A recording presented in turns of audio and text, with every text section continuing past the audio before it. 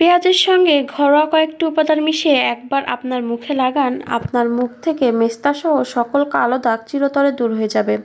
এই রেমেডিটি বাসায় একবার ব্যবহার করুন, আপনার আর কোনোদিন মেস্তার সমস্যায় ভুগতে হবে না। যারা অনেক দিন ধরে মুখের কালো দাগ সহ নানান ধরনের কালো দাগ এবং মেস্তার দাগ সহ নানান ধরনের দাগের সমস্যায় ভুগছেন, আজকের ভিডিওটি তাদের জন্যই। আজ আমি ঘরোয়া উপায়ে এমন একটি সমাধান নিয়ে চলে এসেছি। এটি যদি আপনারা বাসায় ব্যবহার করেন তাহলে আপনার মুখের সকল দাগ দূর হয়ে যাবে, এমনকি মেস্তার যে সমস্যাটা সেটিও কিন্তু চিরতরে দূর হয়ে যাবে। এই রেমেডিটি একবার ব্যবহার করে দেখুন, আপনার জীবনেও আর কোনোদিন মেস্তা হবে না। আপনার ভেতর থেকে মেস্তার দাগ সমস্ত বের করে আপনার মুখটা অনেক বেশি পরিমাণে ফর্সা করে ফেলবে।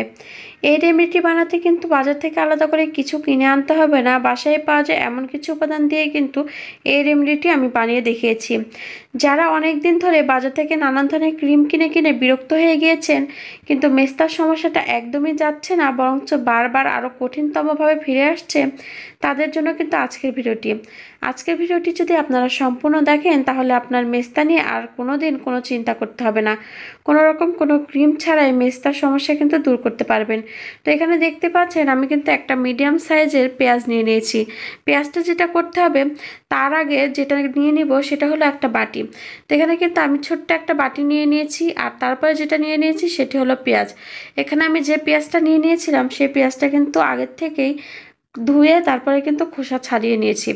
এখানে কিন্তু খোসা ছাড়ানো একটা মিডিয়াম সাইজের পেঁয়াজ নিয়ে নিলেই হবে। এবার পেঁয়াজটা যে কাজটি করতে হবে সেটি হলো একটা গ্রেটারের সাহায্যে ভালো করে গ্রেট করে নিতে হবে। আপনারা চাইলে কিন্তু পাটায় পিষে নিতে পারেন, সেক্ষেত্রে কিন্তু পাটাটা খুব ভালোভাবে পরিষ্কার করে তারপর পাটায় বেটে নেবেন। কারণ পাটাটা যেহেতু আমরা নানান ধরনের মশলা বাটি, তো এটা যেহেতু আমরা মুখে মাখবো, তো ভালোভাবে পরিষ্কার না করে নিলে কিন্তু মুখ অনেক জ্বালা করবে। এই জন্য কিন্তু পাটাতে যদি আপনারা এই কাজটা করেন তাহলে কিন্তু অবশ্যই ভালো করে ধুয়ে তারপর করবেন। তো এখানে কিন্তু আমি একটা নতুন পেঁয়াজ নিয়ে নিয়েছি, কারণ নতুন পেঁয়াজে কিন্তু রসের পরিমাণটা একটু বেশি থাকে, আর এখন যে পুরাতন পেঁয়াজগুলো আছে সেগুলোতে কিন্তু রসের পরিমাণটা কম। তো সেক্ষেত্রে নতুন পেঁয়াজ নেওয়াটাই আমি বেশি ভালো মনে করেছি। তো এখানে আমি কিন্তু পেঁয়াজটা কিন্তু গ্রেট করে নেব। পেঁয়াজ কিন্তু যে কোনো দাগ দূর করতে অনেক ভালো কাজ করে, তাছাড়া মেস্তার সমস্যায় কিন্তু পেঁয়াজ অনেক উপকারে আসে। তো এখানে কিন্তু দেখতে পাচ্ছেন আমার পেঁয়াজ কিন্তু গ্রেট করে নেওয়া হয়ে গিয়েছে। এখানে কিন্তু আমি একটি পেঁয়াজ গ্রেট করে নিয়েছি। এবার যে গ্রেট করে নেওয়া পেঁয়াজ রয়েছে সেটি কিন্তু আমি হাত দিয়ে আগে থেকে কষলে ভালো করে পেঁয়াজের যে রসটা আছে সেটি কিন্তু বের করে নিয়েছি। এবার যেটি করব, এখানে কিন্তু আমাদের মূলত পেঁয়াজের যে রসটা সেটি লাগবে, পেঁয়াজের যে ছাপাটা সেটি কিন্তু লাগবে না। যাদের অনেক বেশি পরিমাণে চুল পড়ছে তারা কিন্তু চাইলে পেঁয়াজের ছাপার সঙ্গে কিছুটা পরিমাণে কালো জিরা আর নারকেল তেল মিশিয়ে চুলে ব্যবহার করতে পারেন। সেক্ষেত্রে কিন্তু আপনার চুল পড়ার যে সমস্যাটা সেটি কিন্তু একদম দূর হয়ে যাবে। এটি কিন্তু খুবই কার্যকর, বাসায় একবার হলেও কিন্তু ট্রাই করবেন। তো এখানে কিন্তু আমার যে পেঁয়াজের যে ছাপাটা সেটি কিন্তু এখন আর লাগবে না, তো এক্ষেত্রে কিন্তু আমি ফেলে দেবো। যাদের চুল পড়ার সমস্যা আছে তারা কিন্তু এইভাবে পেঁয়াজের ছাপাটা আপনারা ব্যবহার করে নিতে পারবেন। তো এখানে আমি পেঁয়াজের যে রসটা বের করে নিয়েছি, এরপরে আমি এর মধ্যে যে জিনিসটি দিয়ে দিব সেটি হলো হলুদ। এখানে দেখতে পাচ্ছেন আমি কিন্তু হাফ চা চামচ পরিমাণে রান্না করার যে হলুদটা আছে সেটি কিন্তু নিয়ে নিয়েছি। আপনার বাসায় যদি কাঁচা হলুদ থাকে তো সেক্ষেত্রে অবশ্যই কিন্তু কাঁচা হলুদ দিয়ে দিবেন, কারণ যে কোনো রূপচর্চার ক্ষেত্রে বা মুখের যে কোনো সমস্যা বা দাগ যেটাই বলেন না কেন সেটি দূর করতে কিন্তু কাঁচা হলুদই বেশি ভালো কাজ করে। কাঁচা হলুদ কিন্তু আমাদের ত্বকের জন্য খুবই উপকারী একটা জিনিস। আপনাদের হাতের নাগালে কাঁচা হলুদ থাকলে অবশ্যই কাঁচা হলুদটা দিয়ে দেওয়ার চেষ্টা করবেন। তো এখানে কিন্তু আমি যে গুঁড়া হলুদটা নিয়ে নিয়েছিলাম সেটি কিন্তু ভালো করে নেড়ে মিশিয়ে নিচ্ছি। যে কোনো রেমেডি বানানোর ক্ষেত্রে কিন্তু উপাদানগুলো ভালো করে নেড়ে মিশিয়ে নেওয়াটা খুব জরুরি। তো এখানে কিন্তু আমি দেখতে পেয়েছেন কতটুকু পরিমাণে হলুদ নিয়ে নিয়েছি। হলুদ আমাদের ত্বকের উজ্জ্বলতা যে বৃদ্ধি করে তা কিন্তু না, তার সঙ্গে সঙ্গে ত্বকের ভেতর থেকে যে কালো দাগগুলো আছে সেটি কিন্তু দূর করতে খুব ভালো কাজ করে। যাদের অতিরিক্ত পরিমাণে মুখে চুলকায় তারা কিন্তু হলুদ ব্যবহার করলে সে চুলকানি যে সেটিও কিন্তু চলে যাবে। যারা অনেক দিন ধরে অ্যালার্জির সমস্যায় ভুগছেন তারা কিছুটা পরিমাণে কিন্তু হালকা কুসুম গরম পানি নিয়ে তার সঙ্গে হলুদ দিয়ে যদি সেই স্থানটা পরিষ্কার করেন, সেই চুলকানির সমস্যা কিন্তু দূর হয়ে যাবে। তো এরপরে এই রেমেডি যে আমি বানিয়ে রেখেছি তার মধ্যে আমি যে জিনিসটি দিয়ে দেবো সেটি হলো তিলের তেল। এখানে আমি কিন্তু প্রায় 1 চামচ পরিমাণে কিন্তু তিলের তেল নিয়ে নিয়েছি। আপনাদের বাসায় যদি তিলের তেলটা না থাকে তো সেক্ষেত্রে কিন্তু আপনারা তিলটা ভালো করে বেটে একদম মিহি করে সেটা কিন্তু ব্যবহার করতে পারেন। এখানে কিন্তু আমার বাসায় তিলের তেলটা ছিল, তো সেক্ষেত্রে কিন্তু আমি তেলটা দিয়ে দিয়েছি। আপনাদের হাতের নাগালে যদি তেলটা না থাকে তাহলে কিন্তু কালো যে তিল তেলটা আছে সেটি কিন্তু ভালো করে বেটে অবশ্যই কিন্তু ভালো করে মিহি করে তারপর কিন্তু এই রেমেডির মধ্যে দিয়ে দিতে হবে।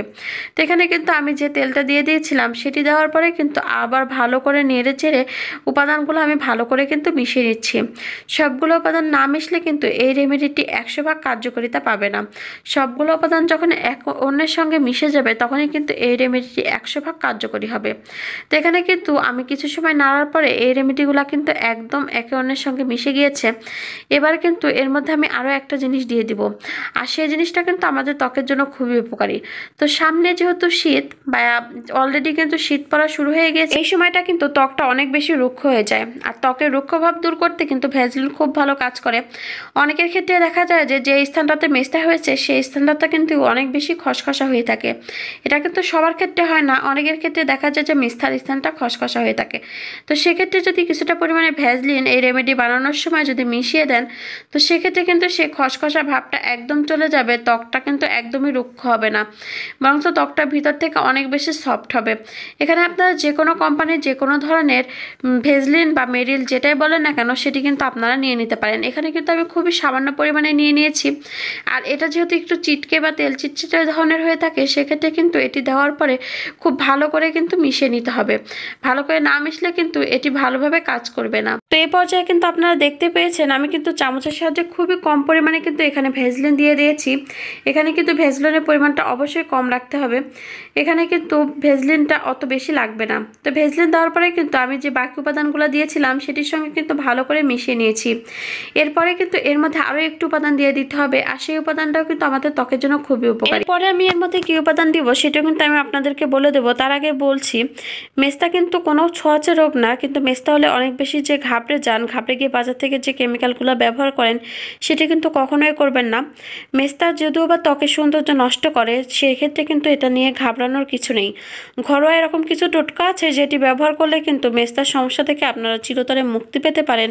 তো সেক্ষেত্রে কিন্তু বাজার থেকে আলাদা করে কিছু না কিনে ঘরোয়া উপায়ে এই রেমেডিগুলো বানিয়ে ব্যবহার করুন, আপনার মেস্তার সমস্যাগুলো একদম চিরতরে দূর হয়ে যাবে।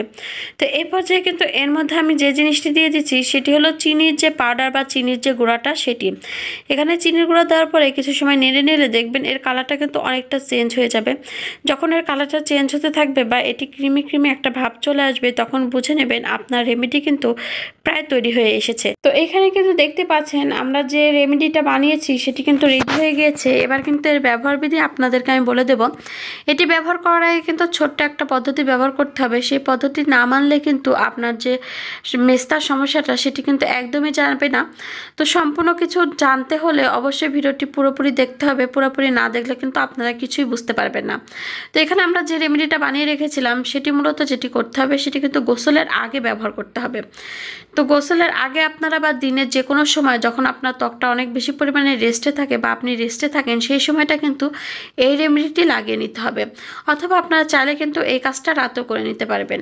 তো আমি হাতের সাথে দেখতে পাচ্ছেন এই যে রেমেডিটা আমি বানিয়েছি সেটি কিন্তু অনেকটা বেশি পরিমাণে মিহি হয়ে গিয়েছে, সবগুলো উপাদানে কিন্তু একে অন্যের সঙ্গে খুব ভালোভাবে মিশে গিয়েছে।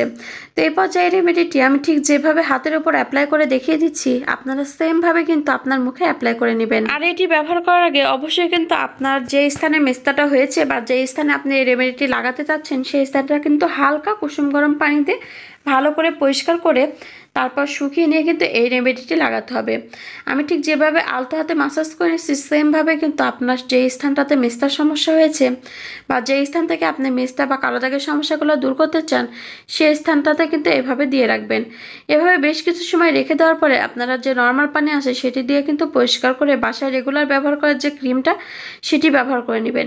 এভাবে যদি আপনারা সপ্তাহে 2 থেকে 3 দিন ব্যবহার করেন তাহলে আপনার যে মেস্তার সমস্যাটা সেটি কিন্তু ভেতর থেকে দূর হয়ে যাবে, আর কোনোদিনও কিন্তু ফেরত আসবে না। এভাবে আপনারা কয়েকদিন ব্যবহার করুন, দেখবেন আপনার মেস্তা একদম চলে যাবে। আর এর জন্য কিন্তু আপনাকে আলাদা করে কোনো কিছুই কিনে আনতে হবে না, ঘরোয়া উপায়ে কিন্তু খুব সহজে মেস্তা দূর হয়ে যাবে।